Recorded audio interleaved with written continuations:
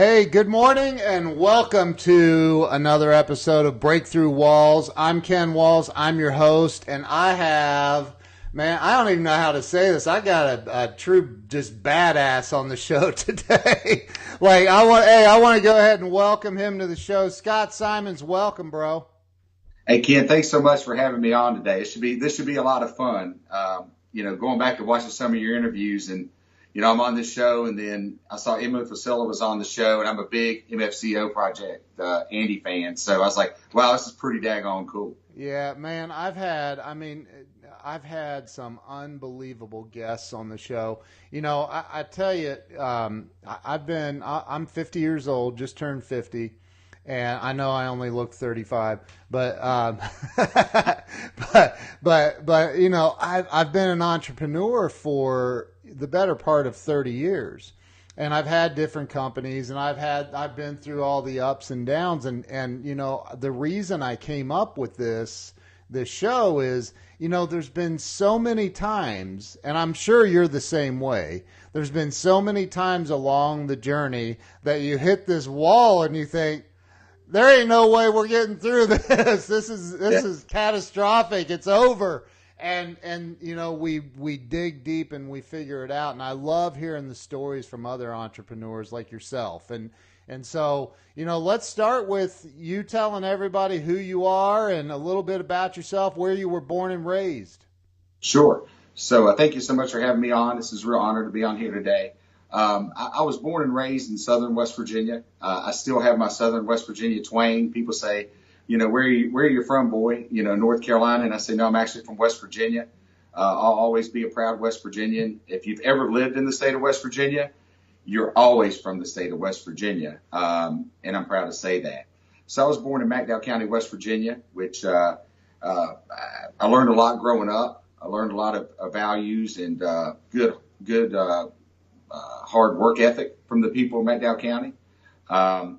So I grew up there with my mom, dad, and my brother George. He's a doctor in Texas. My mom and dad worked very hard. They're blue collar type of people.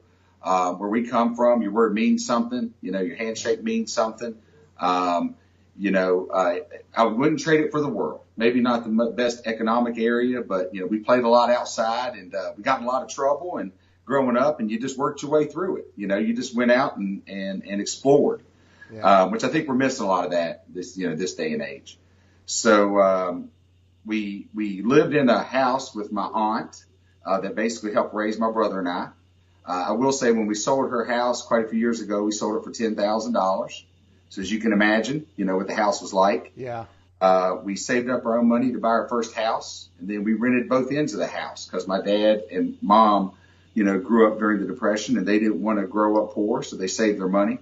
I think one summer my dad took me to jobs with him, and he worked 5 jobs, in one summer.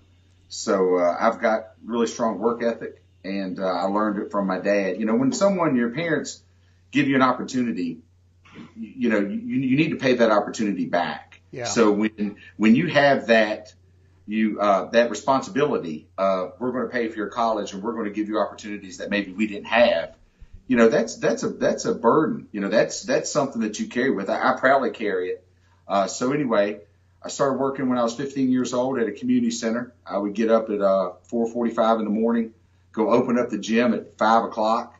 Now, I want to interrupt you because I want to help set the I want people to understand where you came from, because I've been, and Scott and I were talking before it started. I've been to McDowell County, West Virginia. I've had, and I mean, it's considered like the poorest county in the entire country, isn't it? Maybe in economic, but it's rich in what you learn. Oh, I know, but I think that people need to understand that you came from. It was a poor area, really poor area. Yeah, but yeah. I believe that when you come from there, part of my philosophy is I really don't think that people ever outwork me. I never quit. One thing about a podcast, the MFCO Project, I listen to a lot. Andy says, one of the truly successful entrepreneurs, they just don't quit. There's times I wanted to quit. There was times that I probably should have quit, Yeah. and I just didn't want to let, my mom and dad down. I didn't want people to sit around and say, you know what? I knew that joker wasn't going to make it, and I just wasn't going to let them have that satisfaction. So Right. I wasn't going to quit. I've made mistakes. I've done things I'm not proud of in my past. I do believe I'm a good person, and I do believe if you're a good person, you just make your way through things. Yeah. I probably did some things I probably should have got in trouble, and I didn't. And I saw that as an opportunity to take advantage of that opportunity to make things better. But yeah, no, McDowell County is it's coal industry. I do believe there are signs of life. I do believe that they're building ATV trails there, so they're taking some of the strip mines, and really the economy is starting to go better in that wonderful state. Yeah. So to go back, so I would go work at a gym, and then till like 8 o'clock in the morning. If any of the members didn't show up with any of the racquetball stuff, I got to play. So when I was 15, I kind of saw that I was like a semi-pro racquetball player, making like $5 an hour, getting to play racquetball on the clock. My dad, would let me do that because he ran the community center. I would go to high school till about noon, go to college from 1 to 4, go back to baseball practice, and then go back and close the gym up at 10 o'clock at night. And that was my junior and senior year of high school. Wow, man. Hold it. Now, where were you going to college down there? I was going to Bluefield State College. I graduated with my 4-year degree in 2.5 years. I graduated with my MBA in a year and a half, and I worked full time the whole time. Dude, that's unbelievable. Yeah, well, anybody can do it if Yep. you just want to do it. It's and I had a lot of fun too. Don't get me wrong. I believe people have whatever you focus on, whatever you think about all the time is what is what you're successful at. And I just didn't. I wanted to be successful. I wanted to make something out of myself. I wanted to, when I leave this world, I want people to know who Scott Simons was, and he was a good person. And some people may say he's a little bit crazy, a little bit high strung, and that's okay. That's fine. Right. So I went to Bluefield State College, like I said, then went to Radford University, helped teach 18 college courses because I was a graduate teaching assistant. Now imagine this. You're coming into class finance school, and I'm 20 years old, and I'm a teaching assistant, and, I'm helping teach you. So they kind of think they call me Dookie Howser or something like that, but that's okay. That's a good thing. Hey, you know what? The fraternity's there. I never had to stand in line to get in a bar, and I never had to pay for any alcohol, so it worked out pretty good for me. But anyway, so I was an entrepreneur a long time ago. Yeah. You know what I mean? Yeah. So anyway, I took a job in the mortgage industry after I got my master's to learn how to read credit bureaus, et cetera. And then I got my first job in the car industry for Huddy Hyman back in 1995 at the Saturn dealerships in Richmond. I went into sales. They hired me to do F&I, but I went into sales and then quickly went into F&I. Spent about 3 years there, and then took a job as an F&I director at another store. Spent a couple years there. Took a job as a finance director at a dealership close to here. Each one of those stores were kind of struggling a little bit. I wouldn't say that I turned them around by myself. I just build teams. And in 2010, I got a call, or I got in communication with Liza Borsius. She and her dad, Carter Myers, run Carter Myers Automotive Group, probably one of the most respected auto groups in the nation. We've been around since 1924. Wow. We're an ESOP, so our employees own they own 26% of our company, which is about, I think, $15 million. And they gave me an opportunity to buy into my own store. When I interviewed for my first job, I said I want to be a car dealer one day. And the gentleman that interviewed me said, well, you've never sold a car before. I said, well, I understand. That's why I'm here. You need to give me a job so I can do that. And he said, well, is your parents, do they in the car industry? I said, nope. I'm from a holler in West Virginia. And he laughed at me and said, are you serious? I said, yeah. He said, boy, I got to give you a shot, see what you could do. And I said, thank you very much. And at that time, I was sleeping on a couch in Charlottesville with a couple of friends of mine because I wasn't making a whole lot of money. And that's where I got my start. So I came to work for Carter Myers Automotive Group in 2010. Like I said, I work with Liza Borsius. She is a fantastic partner and wonderful human being. And then in 2013, I took over our VW store. 2014, we bought the Nissan Subaru store. 2016, we got the Chrysler Dodge Jeep Ram store. So we have about 175 employees. The best employees in the world. I know some of them are listening. Y'all guys are awesome. Valley Strong. Wow. We just show up every day and get to work. It's no secret what we do. People come. I'm good friends with Glenn Lundy. I just got through visiting his store. I'm good friends with Sean Hayes. Yeah. Those guys are unbelievable. Yeah. Can you imagine? Used to, car dealers would wish harm on each other. Now, if we were in the same town, we would all compete respectfully, right? Which we do. Yeah. But we can go learn from each other. I mean, I'm learning quite a bit from them and their philosophy, and Josh Cummings and their salt of the earth people. And they invite me there with open arms. And hey, what do you think about this? And we learned a lot while my partner and I went there, and they're going to come visit us. And that's really how this should work, shouldn't it? We should all help each other out. There's plenty of customers for us all to sell. We don't need to wish harm on each other. So, I'm just at a really good point in my life. I've met wonderful people, and I've been on a lot of interviews. I never thought I'd be on interviews, people that you've had on the show and these other shows that I've been in. It's pretty amazing. But I tell you, I will tell people this. I listen to Rise and Grind, Glenn Lundy's show at 5:30 in the morning, Eastern Standard Time. I watch it live. Yeah. It's a life changer. Then I listen to Sean Hayes at 8 a.m. on Sales Hustlers. Well, I part on a business. But I'm still learning from them, and they're wonderful human beings. I learn a lot from. Right. So let's back up to, before you, so you were going to college during high school, right? Correct. Okay. And you graduated with your bachelor's degree at 20? Yeah. So I finished high school in 91, got my BS degree by 93, and MBA by 95. That's insane, man. Like I was pretty tired. I will admit. The plan was for me to go to law school and be like an agent or something, and or something. I didn't even know really what I was thinking at that time. And I said, you know what? I'm gonna go get a job. I'm gonna go, and I'm not gonna go to any more school. I don't know. I'm a people person. I'm not a really good test taker, so I had to work really hard to get through what may have been easy to a lot of people. But if you work hard, I outworked a lot of people. It's just plain and simple. I just wanted it really bad. So. That's it. We were talking a little bit about Grant Cardone before the show started. Like that dude, I've tried to emulate him for many years now, and it's like, I can work, and I work, but like that. He's an anomaly. I'm an investor in Grant Cardone. I've known Grant for 20 years. Yeah. I'm in about, I think, 4 of his funds with Cardone Capital.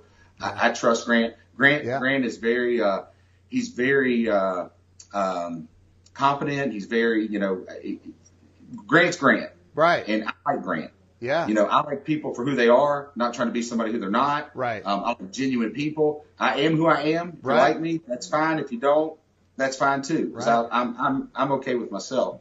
But, like Andy Frisella, he's a little bit controversial. I listen to him about every day. Yeah. About every single day when I'm in the gym, I'm not listening to music, which if I did, it would be like old school rap music. But anyway, I listen to him, and that's what I do. Those are the people. Now, I can't go and say what they say, right? I can't be them. I'm me. Right. But I do listen to them a lot, and I just take bits and pieces from each one and kind of throw it all together, and that's what I am. And everything looks like it's great in my life right now. Right? Yeah. But trust me, it has been a hard, tough road. Right. Just because you see the pictures on there, you don't see the struggles and missing the kids' games from time to time, and life is difficult. And the point I would like to get through to people is this: there's plenty of times I could have quit. When those walls come up, you just got to keep going. Yeah. It's going to get better. People typically quit right before it gets better. And just simply don't quit. Yeah. Stay positive and just keep pushing forward. And you won't be denied what you truly want in life. And don't play the victim. Man, I can't stand to play the victim. Man, I got no use for people who are victims. You're a crybaby, you're negative, just stay away from them. I'm with you, man. I totally agree with that. You got to push through it. And so, back when you were, and I think that this is probably the most important thing, because you now own or co-own five car dealerships.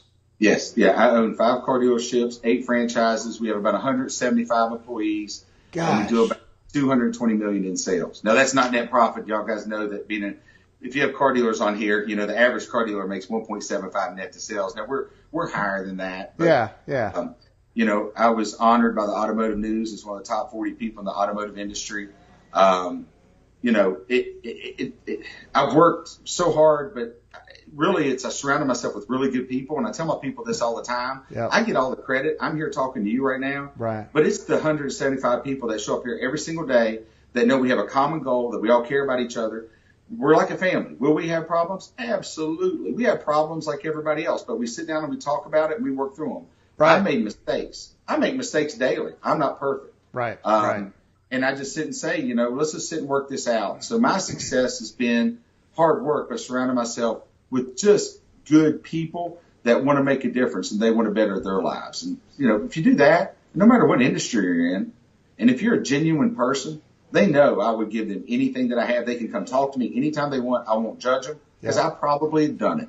Yep. So, I want to back up to because this, I believe, and I know this, that people get stuck in life because they hit those walls and then they start feeling sorry for themselves. And I mean, we all go there. I'm 50 years old and I've been through it, man. I've made millions and lost millions, but you still get there where it's like, it feels catastrophic, like it's not going to end. And so people get stuck. And so I want to talk about the day that you went and interviewed and you're sleeping on your buddy's couch, right? This is a guy right now that owns 5 car dealerships that was sleeping and from one of the poorest counties in the entire United States that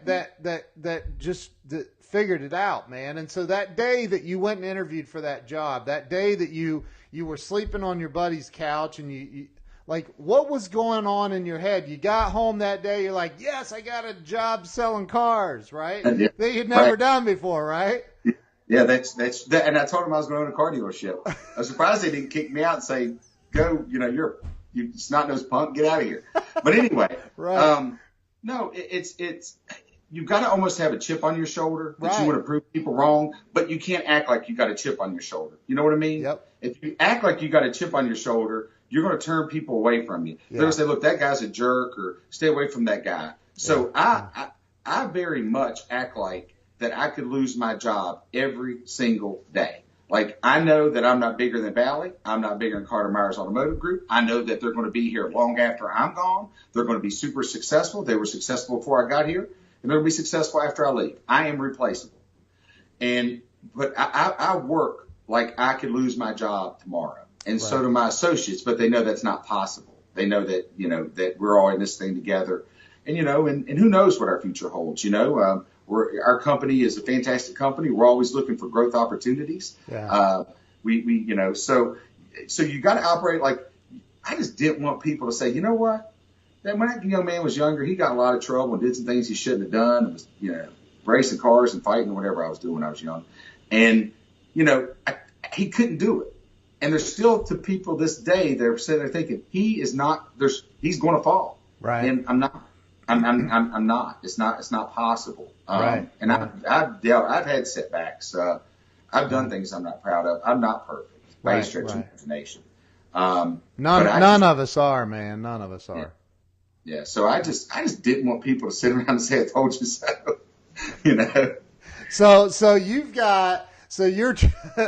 your driving force is that. And that's a great driving force. It can be a heck of a motivator. Well, plus, like I said, just the will to keep going forward. When people quit, I'm not a quitter. Right. That's not me. Like I've said a few times, before I'll fail, I'll die in the showroom, on the showroom floor trying to take it up. That just won't happen. And they know that. And so when you embody that, I give Saturday morning sales meetings. I work a lot of hours. I haven't played golf in 12 or 13 years. One, I was never good at it. And two, it's just kind of boring to me. So I do CrossFit in the morning. I play racquetball with my buddy Chad in the evenings. He and I battle like we're playing for the national championship of racquetball. And it's just he and I there killing each other. I coach youth football. So yeah, during when football season's not on, I run a youth football league of about 1,000 kids, plus the Augusta Spartans, Go Spartans. We have about 100 kids. We watch game film at 8 years old. Wow. So our team has won Super Bowl 3 straight years, and we watch game film at 8 years old. Wow. Yeah, Dude, so that's awesome, needless man. to say, we're a little bit competitive. Yeah. Hey, man, the coach sets that pace. Okay, so you're the co-owner of 5 dealerships, 8 franchises, and you're the GM of each one of those, right? Yes, yeah. I have a really you do all this other stuff. Yeah. I work. I'm GM of 5, managing partner. Now I can walk to all 5, so they're separate buildings, but they're all right here. Yeah. But I have a fantastic team. Lady named Laura Campbell, Chad Arnold. I have 5 general sales managers that run the front end that are the best in the business. Wow. I've got some superstars here. You know, if I would leave tomorrow, which I'm not, this place would operate just fine. Right. It would operate just fine because of the people that we have here. Right. Now, we bought stores that were struggling. Obviously, if you buy business, typically it's not because they were producing the results. We paid we thought we got a bargain on them. The person selling them thought they got a really good deal, and they turned out to be fantastic investments for us. Yeah. So we're really happy. But every day is different. I come in the office and I've got these, I got my power list from Andy Frisella that I want to accomplish, and I come in and bam, I end up going to the right. And then my day you're just putting out fires all day. Yeah. And people come in and I became good friends with Joe Jacoby. Yeah. Joe Jacoby's a really good friend of mine. He should be in a Hall of Fame. Joe Jacoby should be in a Hall of Fame. They should be ashamed of themselves. That man should be in a Hall of Fame. But anyway, he comes into my office and was watching me one day, and he used to be in the car. Well, he's still with the company, but he used to own a car dealership. He said, "Man, I don't see how you do it." I said, "I don't see how you played in 4 Super Bowls and won 3." And he said, "You got like 5 things going on right now, and you haven't missed a beat." And I said, "That's just what I do, man. It's just, as an entrepreneur and a person that owns businesses, you just show up and, your employees count on you. They want me to be positive. They want a positive work environment. They want me to tell them, look, I believe in you. Let's roll." So let me ask you this though. Do you like, I spend a lot of time I've studied Tom Hopkins, Zig Ziglar, Brian Tracy, all of the old guys. And then about 5 years ago, I ran into Grant Cardone and Sarah, and I thought, man, this dude is off the hook, like his energy, right? And so then he talks a lot about the 10X planner and writing your goals down twice a day, once in the morning, once at night, and targets and all of that. And I don't know if you saw his interview with the other day with Frank. I saw it. The guy, the funnel guy, right? Yeah. So, he talked about that in that interview, that he has targets every single day. So my question for you is, first off, man, huge congratulations from me. Like, dude, 5 dealerships and you were sleeping on your buddy's couch. And I've slept on many buddies' couches, right? So I get that, but that's incredible. So that's an amazing accomplishment, and I know that you give all the credit to your team, but come on, man, you're the leader of that deal, so take a little bit of credit. Well, it's funny because I'm in the car industry, but I'm diversifying outside of the car industry. I part own an antique mall. I've never been in this antique mall ever. I've never stepped foot in it, but I part own it. I just invested in an organic chicken company. I'm in Cardone Capital in 3 or 4 funds. My dad taught me at a young age to save my money. Yeah. And when these opportunities came up, and Carter Myers gave me this opportunity, which I thank them so much, and I appreciate them so much for giving me this chance, that they took a chance on me, that I've taken that money and I've diversified. So I'm in a lot of real estate. I'm in a lot of different things. And when people talk to me, they're like, "Well, Scott, we need you to come to these meetings." I said, "No, you understand. I'm a passive investor. I can't, because my job is, I got a pretty big job. People want me on boards, and I try to get involved as much as I can. But in between this job, my family, and youth football, it takes up a lot of my time. And luckily, I've just got a really good team. But Grant Cardone, when I learned about Grant Cardone, I was probably thinking too small. I was always thinking too small. His 10X principle is take what you're thinking. And I think most entrepreneurs that you talk to later in their career, the few regrets they had is they didn't get started early, and they thought it was too small. They didn't think big enough. That's what I learned from him. The Power List from MFCO project is something that like I said, I listen to him every single day. I just take things from different people. I'm not really a big sit in my office numbers guy. I don't know if you could pick up on that in this interview, but I don't like sitting and look at numbers. We got meetings, we look at numbers, but I kind of look at a situation and then I look at my team and say, hey, dig in and let's see if that's what's happening. And he says, you know what, Scott, you're exactly right. I can tell by body language, and I can tell by looking at just a few numbers, who's focused, who's not focused, who knows what they're doing, who needs more training. I mean, like I said, when you build up a team around you, and give them a positive work environment and tell them you believe in them, that's where the real magic happens. It just don't quit. Whatever you do. I'm so glad I didn't quit. There was times I quit and probably times I probably should have got fired in this journey, Right.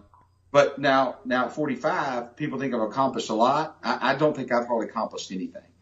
I have a lot left to accomplish before I'm said and done. So, but I mean, are you one of those guys though that like, do you write your goals every day like that? Do you? I do. I have more of a yearly goal of what I want to accomplish.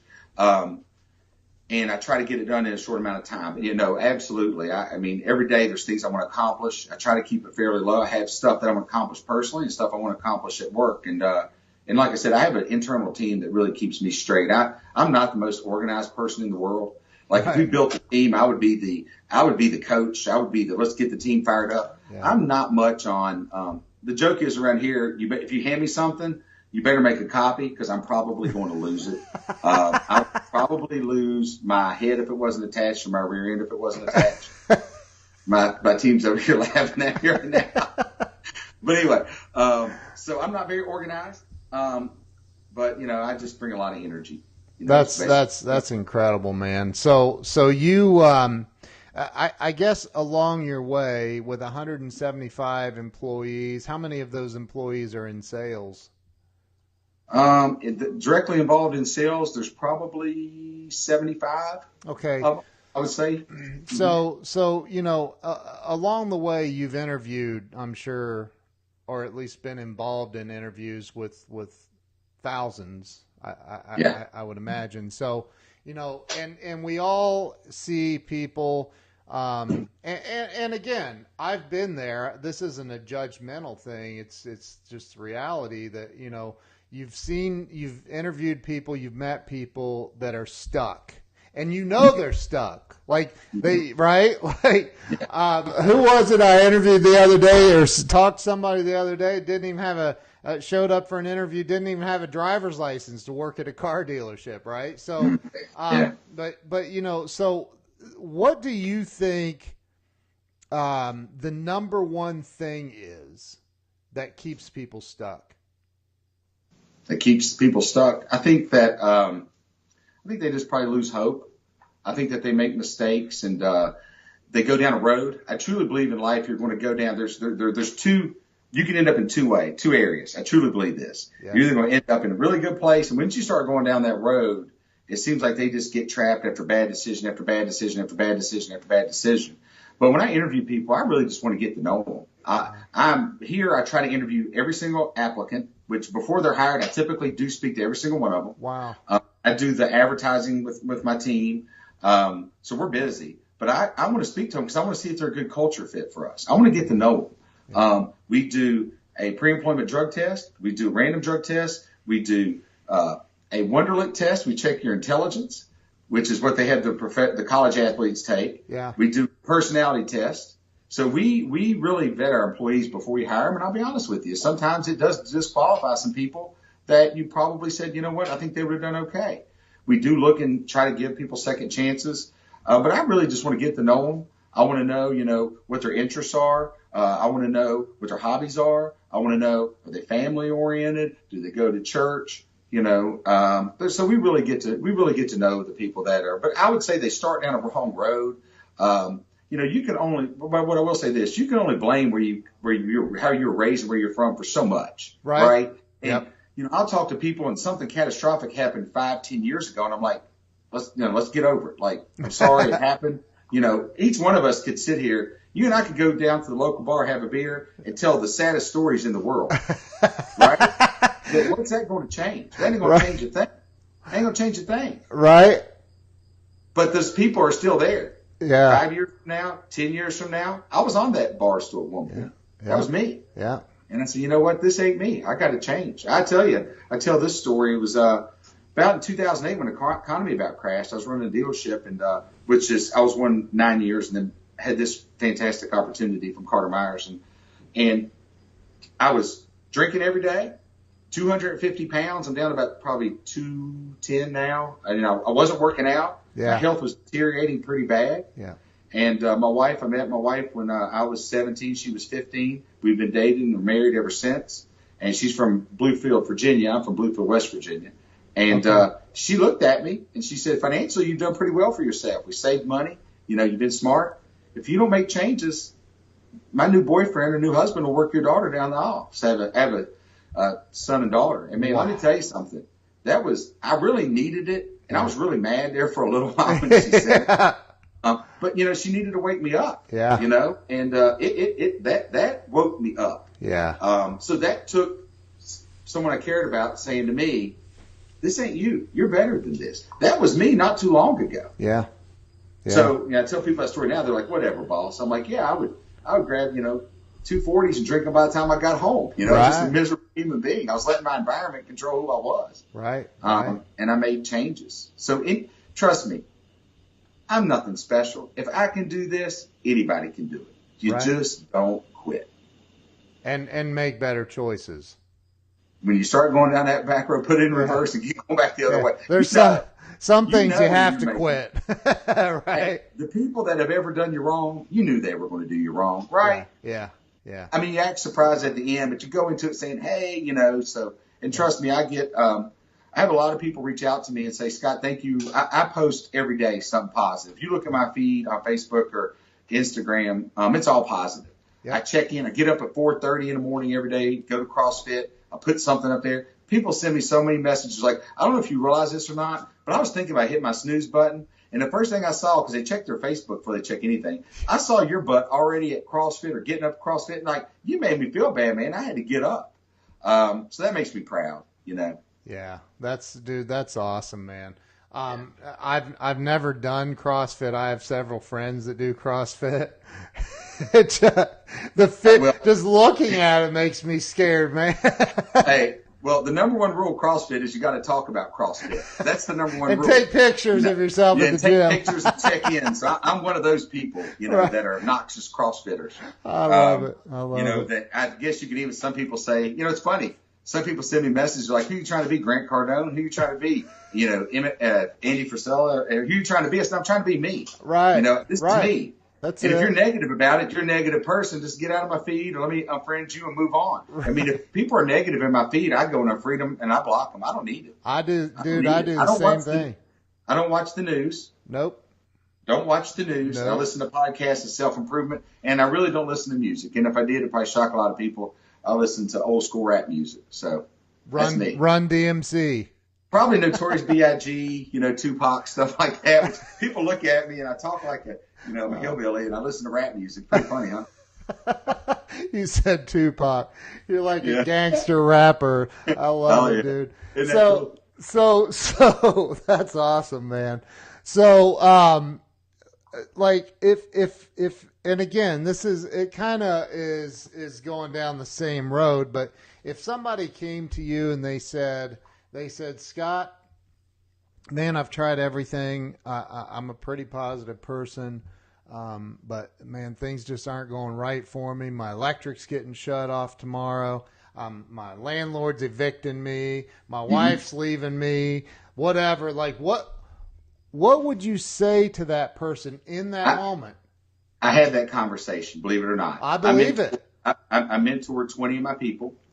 So 20 of my staff members out of the 175, I personally mentor them. We talk about life. We write down how much you spend in a day. We talk about relationships. We talk about everything. Wow. It's not, the company likes that I do it, but we get real personal. And, companies can't get but so personal, right? Yeah. So I had that conversation, and let me tell you what I tell them. I can help you in this situation.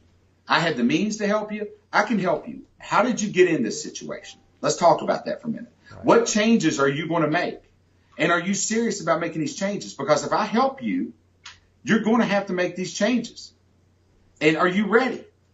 Because I will help you. Right. But you're going to have to stay out of the bars. You're going to have to spend your money. You're going to have to be a better human being. And I don't know if you're ready to make those changes. I said, you've got to convince me why I should help you. And when I help you, I'm going to do what I'm going to say. You've got to do what you got to say. And typically it's, you need a man or woman up. Yep. You need to quit being a little crybaby, quit being a victim, and make changes. And I have employees that tell me, that, hey, Scott, we need to have a stern talk. And I said, okay. So I look at their performance before I meet with them, and I kind of touch base on what's going on in the showrooms. And sometimes I'll see them, and they'll say, we need you to talk to me. I said, so do you want me to chew you out or something? No, we just need your pep talk. And sometimes it is, you're better than this. These results aren't you. Right. So I actually get calls sometimes to have stern talks with my employees because they said I can just motivate them. And I don't turn any MFCEO here. You know what I mean? I'm very positive, but I'm very direct. Yeah. Your employees and the people around you deserve to hear the truth. Yep. They deserve to hear the truth and not sugarcoat it, but you don't have to be disrespectful. Right. And I think people in power goes to their ego, and then they abuse their power and treat people like crap. And there's no excuse for that. You can be direct, and you don't have to be mean-spirited. So I totally agree. That would be advice I'd give any leader out there. Man, you're the real deal, man. I mean, I don't know how long we've been friends on Facebook, but I think weren't you on Lisa Copeland's show? I'm friends with Lisa. Yeah, I'm going to be a panelist at the Rise and Grind Con coming up. Nice. I became good friends with Glenn Lundy, and I are really tight. Sean Hayes, Lisa. Yeah. We did that. Well, you participated right in the 24 hours for Michelle. I did. Yeah. Which she still needs donations. Yeah, I built the website. It's still up. 24-hour Facebook Live-a-thon. 40 I think grand. it's the first time it was ever done, period. Yeah. And it was a bunch of really entrepreneurs and car dealers that got together and did the first one ever, which I'm sure there's going to be plenty more now because it was a fantastic idea, right? Yes, it was. But, that's what we're about. And what I really learned here in my life is this. I was always told that when you give and you're a genuine person that comes back. Yeah. But I guess I was just too greedy to try it. Yep. Just too ignorant to try it. That, you give people and then they don't give back. I don't want to enable people. Because if you enable people, they're never going to correct their situation. So I want to help people that are willing to make changes. And if I give you a chance, you don't, then I just say, hey, I gave you that chance, one chance, and you're not going to change. You just say you're going to change. Yeah. Yeah. And there's a lot I have 16 years sober and spent a lot of those years going to a program for that. Right. And I had a bunch of these guys that would, hey, will you sponsor me? Here's the rules, because I have rules, man. And this is no, dude. If you want me to be your sponsor, these are the rules. Like, and that's But so I've been to their funerals too, man. Like where they couldn't get it. Yeah. Well, you know what though? When you have that addictive personality, all you got to do is transfer it to being successful and help. And we all have it. Yep. Like, you know what? I work. If I didn't have a job and I was independently wealthy and this, that, and the other, I like fast cars and drinking beer. That's not a good combination, right? So anyway, I wouldn't go I don't really go gamble a whole lot because I kind of like it. So I'll go play a little bit of blackjack. But I know, hey, I take this amount of money and it's time for me to go. You're going to lose. They don't build their mausoleums off of people's wins. So, right. But I like to do that stuff. I like fast cars and. So I live in the fast lane. So actually working a lot's a good thing for me. Does that make sense? Oh, yeah, man. To me it does. I get it. But hey, by the way, Sherry Matthews is on here, and she just said Michelle Marie Sri, her surgery is today. So anybody on here, send her good positive prayers and lots of love and energy. And the website that Scott was just talking about is fightwithmichelle.com. Mhm. and you can go there. She needs help, man. I mean, and we all, and I'm not even in the car business. Glenn Lundy put that post up, and I thought it was just, for the car Yeah. business, right? And he said, dude, you're an honorary member. We're inducting you into the Yeah. car Yeah. business. So I built the website, put that little web page together for her, and everybody go there and click on the thing, donate $10 or $20 or something, because what you just said, I think if more people would get this, life would become simple. It really would. And that is, you think you can't help somebody else out because maybe you only have $100 to your name, or maybe it's even worse than that. But I promise you that, and I think Scott will back me on this, no matter where you are on the socioeconomic scale, if you take a little bit of that cash and go help somebody else in some way with it without any expectations of return, it will come back to you tenfold. That's your true character.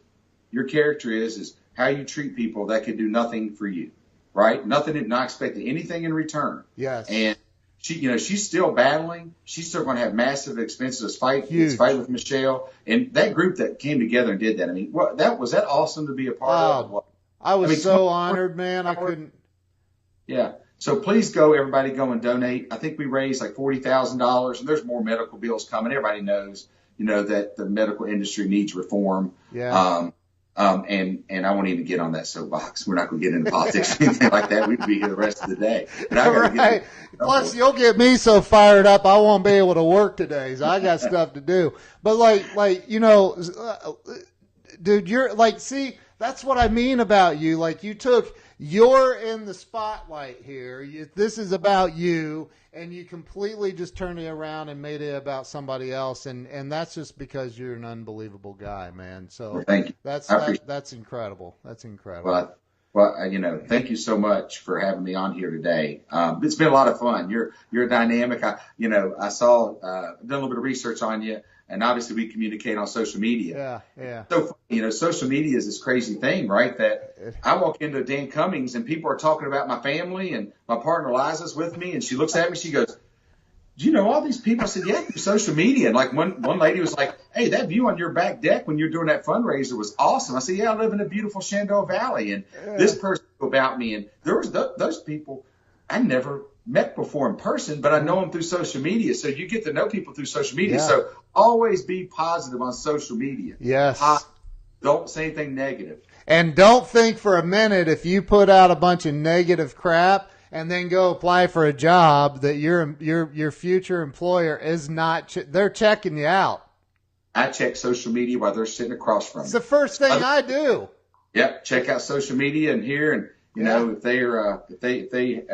that's a very, very important. Very important. Yeah. It's, you got to keep it positive. Keep it classy, San Diego. As Will Ferrell said.